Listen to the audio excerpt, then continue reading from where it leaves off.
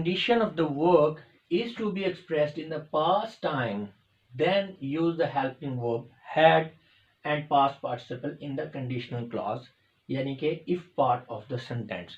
यानी अगर आपने काम की कंडीशन को ज़ाहिर करना है पास्ट में, तो जो आपका कंडीशनल क्लॉज है यानी कि इफ पार्ट ऑफ द जो सेंटेंस है उसमें आपने हेल्पिंग वर्ब हैड यूज़ करना है और उसके साथ पास्ट पार्टिसिपल जो है वर्ब की फॉर्म यूज़ करनी है, एंड यानी कि third form of the verb use करनी है।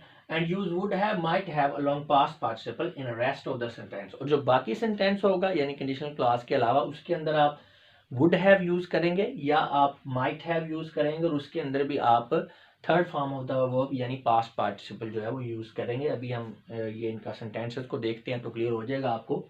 If she had worked hard this year she had passed, जी ये आपका सेंटेंस गलत है।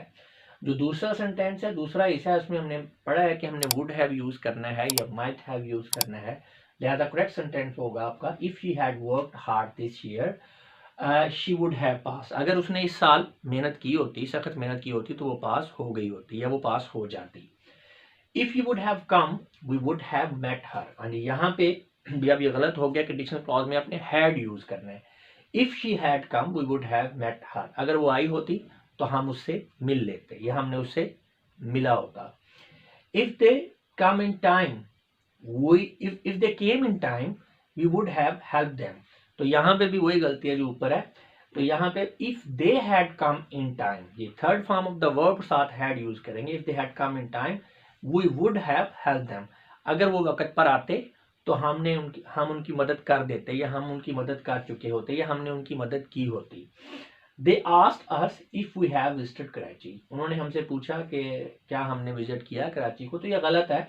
बेसिकली सेंटेंस होगा they asked us if we had, if वाला जो सेंटेंस है कंडीशनल क्लॉज है उसके अंदर हैड लगाना है आपने। If we had visited Karachi, उन्होंने हमसे पूछा अगर हमने कराची विजिट किया हो, या उन्होंने हमसे कराची जाने के बारे में पूछा, या उन्होंने हमसे पूछा आया कि हम कराची गए।